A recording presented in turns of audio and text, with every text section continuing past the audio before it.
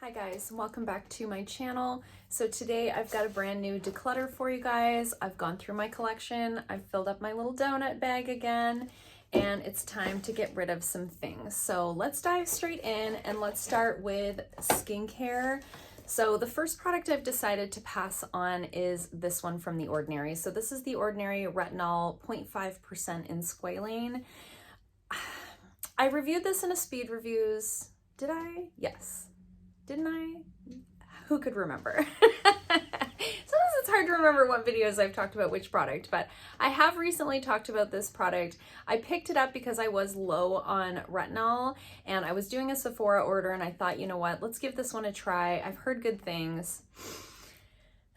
I don't like it. It really just doesn't work for my skin. So I did mention when I've talked about this that the smell is not appealing, which is like not a deal breaker for me, but it might be for you. The deal breaker for me was just how oily this is. So I do use facial oils in my skincare regimen, but this is the type of oily where it doesn't even soak into my skin. It literally looks like olive oil and it's just really, really oily. It's not that thin type of oil that soaks into my skin. I do have a more combination skin type. So if you have really dry skin, this might be perfect for you.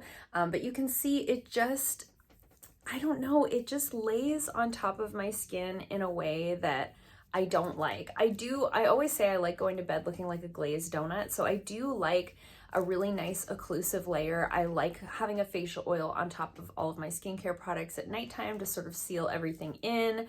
But for a retinol, I really want to make sure, I'm still trying to rub this in. I know that was 2 drops, but like 2 drops, hello? And my hands are dry. With a retinol, I really want to make sure that it's not laying on top. I want it to be soaking into my skin. I want to be getting those anti-aging benefits. That's why I'm using a retinol. Usually if I'm using a facial oil, it's, as I said, to kind of lock everything in as a final step. I'm not really using that for any active ingredients, if you know what I mean. So this one just really didn't work out for me. I do have a good friend who is actually coming over to my house tonight and she has really dry skin and she's low on retinol. So I'm gonna give this to her and see if it works better for her more dry skin type. I'm hoping that it does. The other skincare product that I'm gonna pass on is this mask from Aceology. So this is their Detoxifying treatment mask. I got this in a BoxyCharm. I promised you guys I was gonna test it and I haven't. It is one of those peel off masks and I just can't bring myself to use it. I just can't. I really don't like peel off masks. I never have. I don't think that they really add anything to my skincare regimen, particularly as like a 35-year-old adult. I don't think that my skin needs that type of a treatment. If I'm gonna do a detoxifying mask, I do like a charcoal mask, but I don't want to peel it off. I just want to rinse it off. And I have others. I have really nice clay masks. I have a nice charcoal mask actually here at the salon that I use on clients. I have some products that would do a lot of these same benefits in a format that I prefer. So because this has never been opened, it's still in the box. I do have a box that I keep here at the salon for like charitable donations and things like that. I actually have something right here, a letter from a local group looking to raise some money for PTSD. So I might do up a little skincare bundle for them to do like door prizes and things like that. So something like this is nice for me to just gift and give away. Like I said, because it's not open, I know I'm not going to use this. I think I've had it now I think this came in the last Boxy Luxe. So I've had this for at least a few months and I have had no desire to try it. So we're just going to pass it along. I cannot possibly test and try every product that comes my way, you know? So moving on from the skincare, I have some makeup that I'm gonna pass along. I think this is the first time that I don't have any like expired makeup. This is all just stuff that I either didn't like or I know I'm not gonna use. So you guys know, I talked about this foundation. This is the Catrice True Skin Hydrating Foundation. I know that so many people love this. I hated this. It looked awful on my skin. It broke apart on my chin. It just kind of laid on top. The color is way too light for me. It gave me like major ghost face. Even with like bronzer and different things, I could not make the shade work. And like I said, even though the shade was bad, the formula itself just did not work out for me. I wish that I hadn't bought this. You know, it's one of those things where I'm like, this is like a full bottle of foundation that I can't use. It sucks. I just feel like it's so wasteful. I feel so bad about that. I'd much rather be decluttering things that I've had in my collection a long time and I'm tired of them than something like this where I have this whole bottle of foundation and I don't know who to give it to. So I'm gonna ask a few of my clients, see if any of them want it. It is open, or I would just donate it. But here we are. I hated this. I can't recommend it. I know a lot of people love it. I don't know why. It is what it is. That's just a prime example of how different products work so differently for different people. You know, if this is your holy grail, awesome. Happy for you.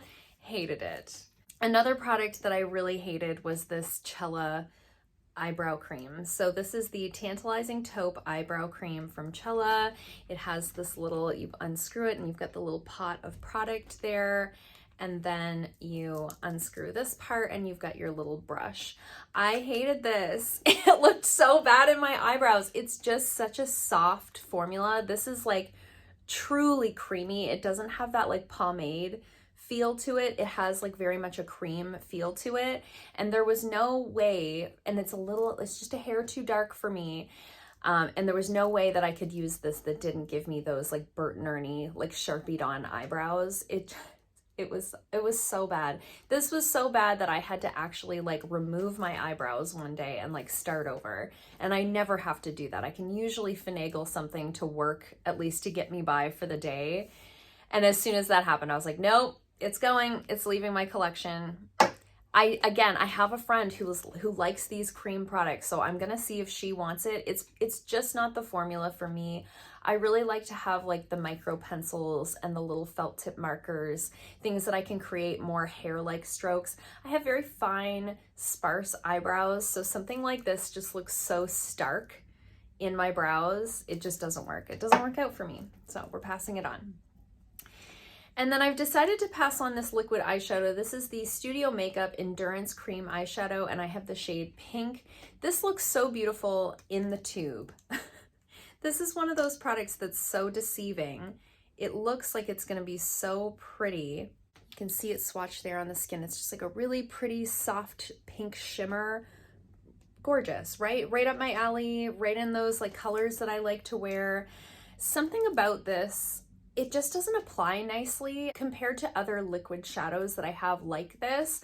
What I like to normally do with something like this, I don't like to like paint it right onto my eyelid, particularly this one because it is a very wet formula. Usually I'll put it on my hand like this and I'll kind of pick it up on my finger like that and tap it on. And it doesn't, like it picks up a bit on my finger, but then it doesn't tap onto my eyelid the way that you would think that it does. It more stays like on my hand and on my finger. If I paint it right onto my eyelid, it's just really, really wet. It takes forever to dry down and I feel like it messes up whatever eyeshadow I had on underneath. And something about the glitter particles in here, when I actually put them on my eyelid, they don't really look sparkly anymore. They just look like chunky. Gives it like a weird chunky texture to my eyelid, and I don't love that for me. I don't think that's a good look for me, so I just think this is not the formula for me. Again, I have other liquid shadows like this in my collection that I love, and products like this don't keep forever, so I'd much rather just pass it along. Someone else will probably think this is fantastic. I'm just being fussy, you know? Here we are. And then I have a couple little samples that I am kicking around that I'm not going to kick around anymore. So first of all, this is the other half of the Huda Beauty mascara that I had tried out. I can't remember the name of it. Doesn't matter. It was like a little sample pack. There was this packet and another one. This one was for curl. The other one was for length. The length one, as soon as I tried it, it transferred down underneath of my eyes, like within 5 minutes. I had raccoon eyes all day. It was a nightmare. So I don't need to try this. I'm 100% sure this one will do the same thing on me. In general, if one is gonna do it, the other one is gonna do it. It's the same as how like I can wear all CoverGirl mascaras, none of them transfer on me. For whatever reason, just certain brands don't work out for me. So I am gonna donate this one because it is kind of a sealed package, I can donate this to like a local women's shelter and just pass it along that way. I'm sure someone else will just love it. It's, again, one of those things. Some things work well for me and don't work out for you, and some things might be your favorite and I hate it. Like, it's just very personal preference. Everybody's skin is different, everybody's face is different. I have a real issue with mascara transfer. I think because I look down all day doing nails, I'm just always doing this. And it gives it all the opportunity to transfer down onto like my cheeks and my under eyes. And then I also have this little sample pack of lipsticks that I've been kicking around for God knows how long. I believe these are Laura Mercier. I'm not even 100% sure anymore. There's nothing on the back that says what they are. So I'm just gonna throw those into a donation bin. Again, somebody else would probably be thrilled to have this. You could toss this in your purse and have lipstick for the day in a little blister pack like that. Great, nothing wrong with it. I just don't need it. I have all kinds of lipsticks in my collection. I don't need to be trying out these little samples.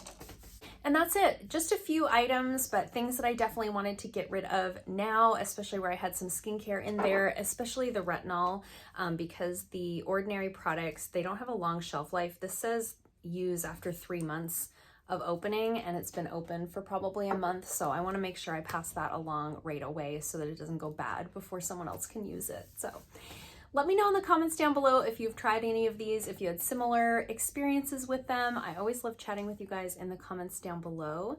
If you like this video, give it a thumbs up. If you haven't already, please subscribe, and I'll see you guys soon in another video. Bye.